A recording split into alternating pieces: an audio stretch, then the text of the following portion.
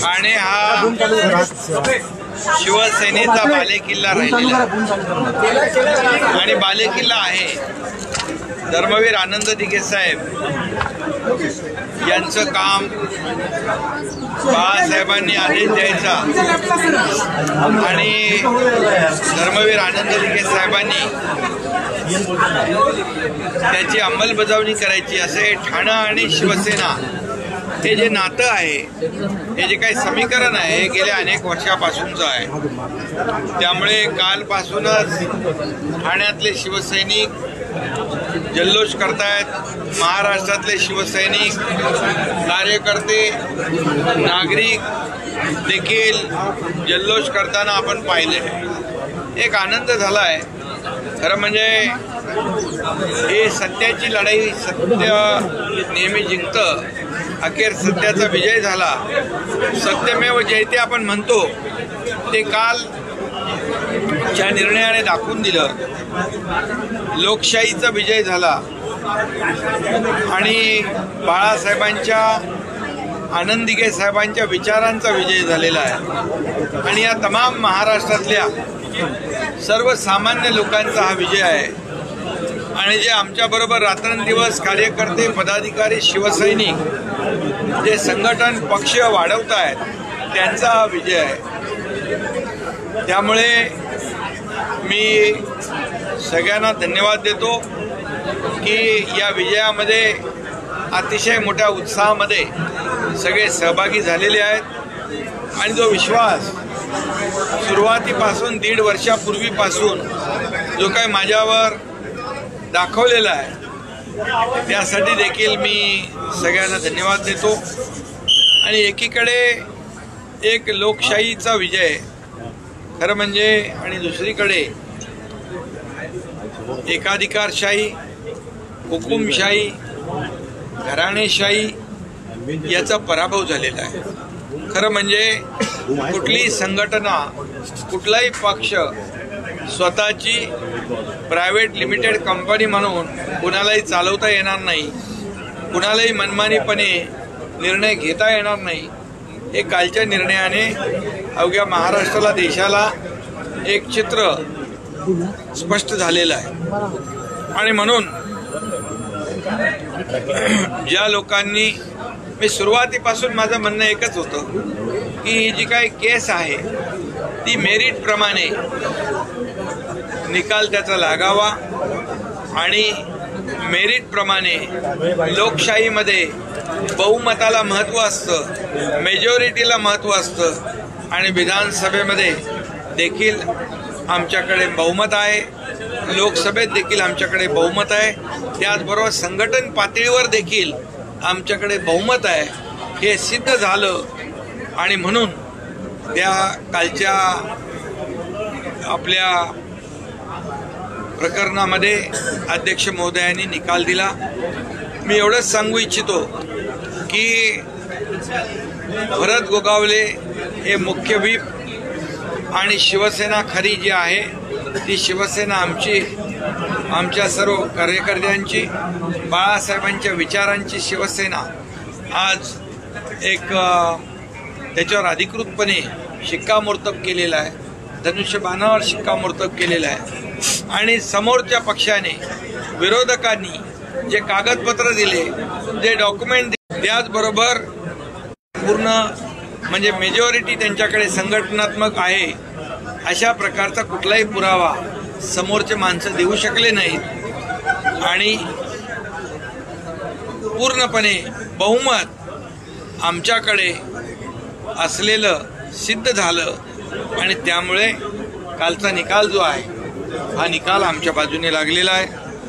त्यामध्ये मी मनापासून सगळ्यांना धन्यवाद देईन, कारण शेवटी लोकशाहीमध्ये एकाबरोबर आपण निवडणूक लढवायची. जेव्हा 2019ला शिवसेना भारतीय जनता पक्ष युतीची निवडणूक झाली आणि निवडून आल्यानंतर सरकार दुसऱ्याबरोबर स्थापन केलं, आघाडीबरोबर, महाविकास आघाडीबरोबर, ज्या बाळासाहेबांनी नेहमी काँग्रेसचा विरोध केला, त्या काँग्रेसला डोक्यावर घेण्याचं काम केलं, त्याच्या मांडीवर बसण्याचं काम केलं आणि त्यामुळे बाळासाहेबांच्या विचारांना ज्यांनी तिलांजली दिली, बाळासाहेबांचे विचार ज्यांनी खुर्चीसाठी सोडले, त्यांना कालची एक मोठी चपराक आहे, त्यांना एक मोठा झटका आहे. खरं म्हणजे आज बाळासाहेबांची भूमिका घेऊन आम्ही पुढे जातोय, बाळासाहेबांचे विचार घेऊन आम्ही पुढे जातोय आणि त्यांच्या विचारांचं सरकार आम्ही स्थापन केलं. म्हणून तर 50 आमदार, विधान परिषदेचे आमदार, 13 खासदार, या ठिकाणी शेकडो हजारो लोकप्रतिनिधी, नगरसेवक, सदस्य आणि लाखो कार्यकर्ते आज शिवसेनेमध्ये दाखल होत आहेत आणि म्हणूनच कालचा विजय हा सत्याचा विजय आहे आणि लोकशाहीचा विजय आहे. सुप्रीम कोर्टात जाणार आहेत, या निर्णयाविरोधात सुप्रीम कोर्टात जाणार आहेत, त्यावेळेला साहेबांनी याला जोडून आले प्रश्न की अपात्र त्यांचे ठरवलेले नाहीये, तर त्या यामध्ये एकच आहे, अध्यक्ष महोदयांनी निर्णय देताना खरी शिवसेना, अधिकृत शिवसेना आमची अशी मान्यता दिली. व्हीप जो आहे भरत गोगावले यांना मान्यता दिली आणि जे भरत गोगावले यांनी जे पिटिशन फाईल केलं होतं समोरच्या पक्षाच्या आमदारांच्या डिस्क्वालिफिकेशनचं, ते मात्र डिसमिस केलं. यामागचं कारण काय आहे हे आम्हाला ते अनपेक्षित होतं, कारण 4-5 बाबी ज्या आहेत त्या त्यांनी सलगपणे मेरिटवर दिल्या आणि मग डिस्क्वालिफिकेशनचा निर्णय देखील त्यांनी द्यायला पाहिजे होता. या समोरच्या पक्षाकडून वारंवार होणारी बदनामी, आरोप प्रत्यारोप, मॅच फिक्सिंगचे आरोप, मॅनेज झाल्याचे आरोप, अशा प्रकारचा काही दबाव आल्यामुळे किंवा कसे हा जो निकाल दिलेला आहे समोरच्या विपक्षाच्या आमदारांच्या डिस्क्वालिफिकेशनच्या बाबतीमध्ये, आम्ही देखील लीगल टीम बरोबर चर्चा करू आणि चर्चा करून आम्ही पुढचा निर्णय घेऊ. सुप्रीम कोर्टामध्ये ते दावा दाखल करणार आहेत, त्याला आपण कसे सुप्रीम कोर्टामध्ये ते लोकशाहीमध्ये प्रत्येकाला मुभा आहे कोर्टामध्ये जाण्याची. जेव्हा जेव्हा त्यांच्या बाजूने निकाल लागतात तेव्हा तेव्हा त्या संस्था चांगल्या असतात, जेव्हा त्यांच्या विरोधात म्हणजे मेरिटवर जेव्हा निकाल लागतो तेव्हा तो निवडणूक आयोगाला चुनाव आयोग काय म्हणतात. काल स्पीकरवर अतिशय खालच्या पातळीवरचे त्यांनी आरोप केले. सुप्रीम कोर्टाला देखील सल्ले देण्याचं काम या मंडळींनी केलेलं आहे. त्यामुळे हे काय करतील हे आपण सांगू शकत नाही आणि म्हणून ज्या ठिकाणी कुठेही जातील शेवटी मेरिट तपासलं जाईल आणि मेरिट आमच्या बाजूने आहे एवढं मात्र 100% मी पूर्वीही सांगत होतो, आताही सांगतोय की लोकशाहीमध्ये बहुमताला महत्त्व आहे. लेजिस्लेचर पार्टी म्हणून आणि संघटन म्हणून आज आमच्याकडे बहुमत आहे. त्यामुळे या बहुमत असल्यामुळेच काल अध्यक्षांनी मेरिटवर निकाल दिलेला आहे. परंतु अध्यक्षांवर एक ते घटनात्मक दर्जाचं पद आहे, त्या पदावर बसलेल्या व्यक्तीच्या बद्दल जे काय त्यांनी भाष्य केलेलं आहे हे खालच्या पातळीवरचं भाष्य आहे आणि ही त्यांना आरोप करण्याची जुनी सवय आहे. त्यामुळे त्यांच्या आरोपांना उत्तर मी देत बसणार नाही. परंतु एवढंच सांगतो की या महाराष्ट्रातली जनता सुज्ञ आहे. 1.5 वर्षात जे आम्ही काम करतोय त्या 1.5 वर्षाच्या कामाची पोचपावती या महाराष्ट्रातली जनता नक्की देईल आणि यांना कायमचा धडा शिकवल्याशिवाय या महाराष्ट्रातली जनता स्वस्थ बसणार नाही. एवढंच मी या ठिकाणी त्यांचं अपयश पाहता आणि या सगळ्या गोष्टीमध्ये त्यांनी कुठे त्यांना यश मिळालं नाही म्हणून ही सगळी वक्तव्य केली जातात पराभवामुळे. नाही, खरं म्हणजे लोकशाहीमध्ये तुम्हाला कसंही वागता येणार नाही, कसाही निर्णय घेता येणार नाही. शेवटी लोकशाहीमध्ये पक्षांतर्गत देखील लोकशाही आहे आणि म्हणून मनमानी पद्धतीने तुम्ही पक्षाचे मालक किंवा स्वतःची प्रायव्हेट लिमिटेड कंपनी असं समजून तुम्हाला वाटेल तेव्हा काही निर्णय घ्यायचे असे घेता येणार नाही. हे एक प्रकारचं एक माइलस्टोन निर्णय या ठिकाणी घेतलेला आहे. खरं म्हणजे एकाधिकारशाही, हुकुमशाही, मनमानी पद्धत आणि घराणेशाहीला मोठी चपराक आहे. बरं सर, चर्चा आहे की कालच्या निर्णयानंतर आता उभाटामध्ये मधून देखील काही लोक आपल्याशी संपर्कामध्ये आहेत आणि पुन्हा निकाल आपल्या बाजून लागल्यामुळे आज देखील एक बैठक बोलवण्यात आली होती. त्यामध्ये देखील काही नेत्यांनी नाराजगी व्यक्त केली आणि 2018चे निवडणुकीचं कागदपत्र निवडणूक आयोगाकडे का गेले नाही याची विचारणा वगैरे केली असेल. नाही, त्यांचे कागदपत्र म्हणजे घटना आपली, खरं म्हणजे प्रत्येक पक्षाची घटना असते. त्या घटनेच्या आधारावर पक्षाचा कारभार चालत असतो. परंतु शिवसेना प्रमुख बाळासाहेब ठाकरे होते तोपर्यंत सगळं व्यवस्थित नियमानुसार सगळ्या गोष्टी होत्या. परंतु त्यांच्या पश्चात मनमानी पद्धतीने कारभार सुरू झाला आणि एक दुसऱ्याच्या बद्दल एक चढाओढ, एक असूया निर्माण झाली. मी मोठा का तू मोठा, एक इनसिक्युरिटी जी आहे ही जेव्हा पक्षामध्ये येते तेव्हा पक्ष वाढत नाही, पक्ष मोठा होत नाही. पक्षामध्ये कार्यकर्त्यांना बळ द्यावं लागतं तेव्हाच पक्ष मोठा होतो. एकट्या प्रमुखाने मोठा होऊन पक्ष मोठा होत नाही. हे आतापर्यंतच्या आजवरच्या इतिहासामध्ये आपण जर पाहिलं तर त्या प्रकारचं आपल्याला सिद्ध झालेलं पाहायला मिळेल. काल उद्धव ठाकरे उभाटा काय म्हणता, मी या सगळ्यांच्या विरोधात उभा ठाकलो, अन्यायाच्या विरोधात. पत्रकारांवरच संतापले. पत्रकारांवर संतापले. काल प्रश्न विचारला जावे की उभाटा म्हणून तुम्ही पुढे जाणार का, त्यावेळी असं म्हणाला की उभाटा म्हणजे काय, मी उद्धव बाळासाहेब ठाकरे. त्यांनी खरं म्हणजे आम्ही तर बाळासाहेबांची शिवसेना मागितली. त्यांनी बाळासाहेबांचं नाव न मागता स्वतःचं नाव पुढे केलं.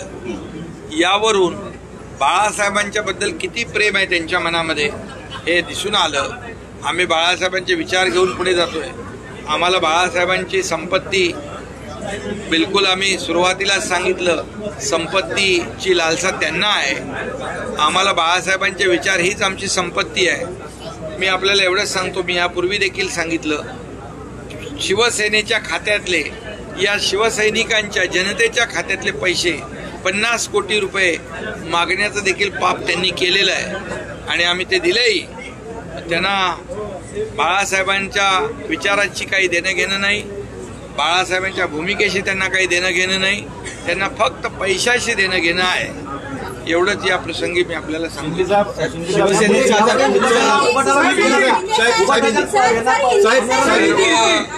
यापुढे सर्व कायदे तज्ञांशी बोलून कायदेशीर बाबी तपासून पुढचे निर्णय आम्ही घेऊ. साहेब हिंदी में जानना चाहेंगे कि इस तरह से कल का फैसला जो है ये लोकशाही की जीत है, हमारे तमाम कार्यकर्ताओं की जीत है, हमारे बाळासाहेब ठाकरे जी और आनंद दिघे जी के विचारों की जीत है. और इसलिए मैं इतना ही कहूँगा कि कल लोकशाही की जीत हुई है, सत्य की जीत हुई है और एकाधिकारशाही, हुकुमशाही, मनमानी तरीके से जो कारोबार करते हैं उनकी हार हुई है. ये बहुत बड़ा सबक पूरे महाराष्ट्र ने बल्कि देश को एक माइलस्टोन निर्णय जो है वो कल हुआ है. और इसलिए किसी भी नेता को अपनी पार्टी चलाते वक्त ये मेरी निजी प्रॉपर्टी है, ये प्राइवेट प्रॉपर्टी है, ऐसा समझकर कोई भी निर्णय नहीं ले पाएंगे. ये ऐसी बहुत बड़ी सीख और एक उदाहरण, एक मिसाल कल के फैसले से महाराष्ट्र ने देश भर में गया. सीएम साहब संवैधानिक पद पर बैठे, चाहे आपका पद हो या फिर स्पीकर का पद हो, जिस तरह से कहा गया कि दिल्ली के पिट्ठू थे वगैरह, इस तरह के शब्दों का इस्तेमाल किया गया. मांग हो रही है और आपके नेता कह रहे हैं कि आप उनके खिलाफ विशेषाधिकार कानून का उल्लंघन का हम लोग प्रस्ताव लाएंगे. बिल्कुल, इसमें जब भी उनके हित में फैसला होता है तो संस्था अच्छी होती है, न्याय व्यवस्था अच्छी होती है. लेकिन जब मेरिट पे फैसला होता है तब वो संस्था भी गलत हो जाती है, न्याय व्यवस्था के ऊपर भी आरोप लगाते हैं और स्पीकर के ऊपर भी बहुत ही निचले स्तर के आरोप लगाए हैं. ये उनकी पुरानी आदत है, यही उनकी फितरत है और इससे उनसे और क्या अपेक्षा हम कर सकते हैं.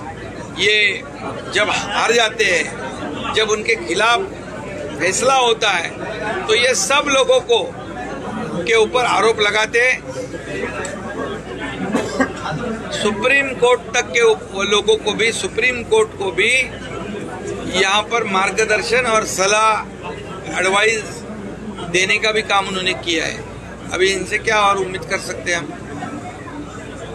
सीएम साहब राम मंदिर को लेकर राम का बुलावा था सोनिया गांधी, मल्लिकार्जुन खड़गे और उनके नेताओं को, लेकिन वो कह रहे कि ये इस कार्यक्रम में हम नहीं जाएंगे, राम के कार्यक्रम में नहीं जा रहे वो। अभी उनसे और क्या अपेक्षित कर सकते हैं? देखिए, ये राम मंदिर, रामलला का जो मंदिर हो रहा है, ये करोड़ों राम भक्तों का सपना था कि अयोध्या में राम मंदिर बने। सैकड़ों वर्षों से ये सपना था। हमारे हिंदू हृदय सम्राट बाला साहेब ठाकरे जी का भी सपना था। आनंद दिघे साहब ने तो कार सेवा में, यहाँ से हम उनके साथ थे, यहाँ से चांदी की ईंट वहाँ कार सेवा में बेची है। और इसलिए पूरे देश में एक राम मंदिर का माहौल बना है, उत्साह है, जोश है, एक भक्ति है, श्रद्धा है और एक अस्मिता है कि राम मंदिर का निर्माण और राम मंदिर का लोकार्पण जल्द हो जाए। और मोदी जी ने वो करके दिखाया है।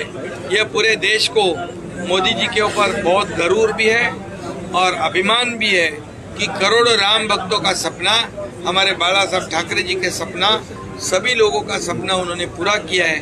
और जो राम मंदिर के दर्शन को नकार रहे हैं, उनके साथ महाराष्ट्र में कौन अलायंस में, कौन गठबंधन में है, जो हिंदुत्व की बात करते हैं, जो राम के मंदिर को नकारते हैं, उनके साथ गठजोड़ करते हैं।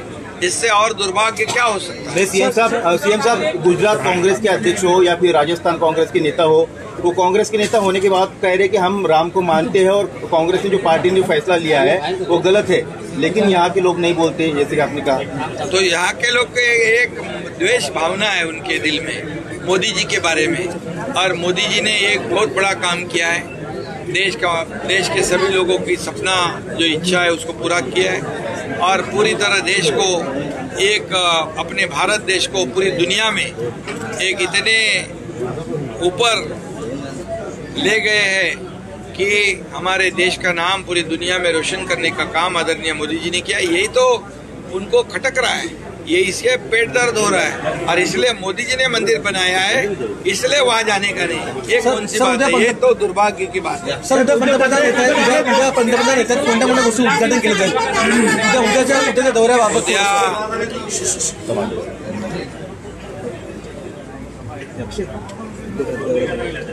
उद्या आदरणीय देशाचे प्रधानमंत्री मुंबईमध्ये आणि नाशिकमध्ये कार्यक्रमासाठी येत आहेत।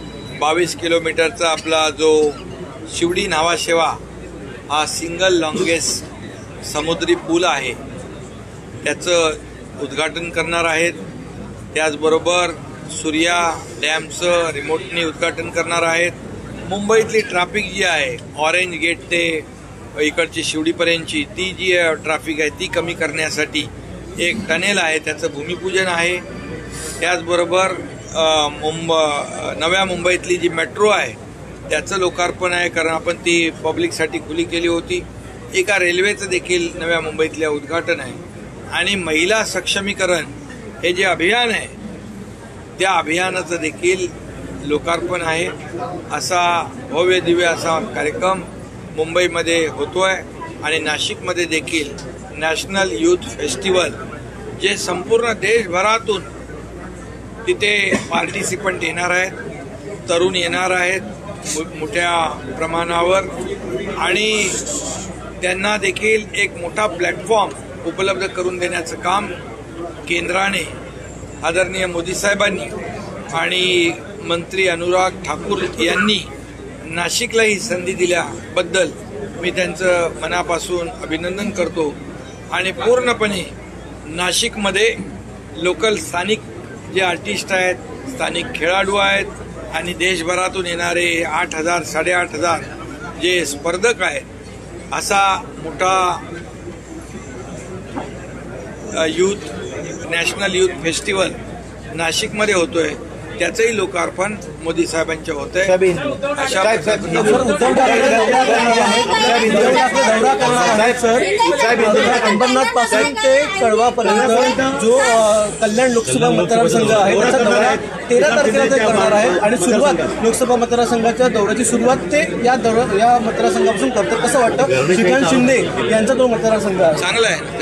अरे प्रचार करायला तर काय प्रचार केला पाहिजे. फक्त त्यांच्या उमेदवाराचं डिपॉझिट वाचवा होते. सर, कल पीएम मोदी आ रहे हैं, नासिक में रोड शो भी है उनका, राम के दर्शन करने भी जा रहे हैं और सभा को भी संबोधित करेंगे. उसके बाद मुंबई में भी कई विकास परियोजना का संबोधन. नहीं, कल आदरणीय प्रधानमंत्री जी के कर कमलों से कई बड़े प्रोजेक्ट जो है उसकी शुरुआत होगी. उसमें 22 किलोमीटर का समुद्री सेतु जो है ये ब्रिज का ओपनिंग होगा. ऑरेंज गेट का टनल का ओपनिंग होगा. यहाँ पर जो नवी मुंबई मेट्रो का ओपनिंग होगा.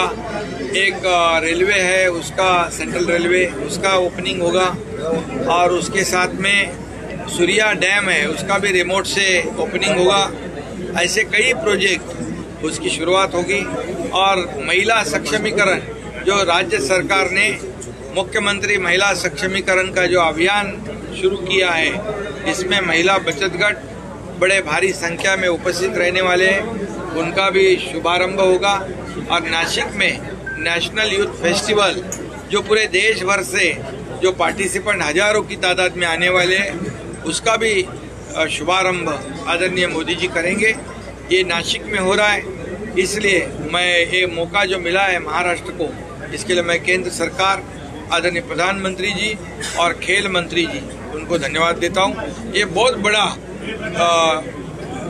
जो विकास के प्रकल्प भी है और यूथ फेस्टिवल भी है. इसके लिए मोदी जी आ रहे हैं, इसलिए मैं उनका स्वागत करता हूँ.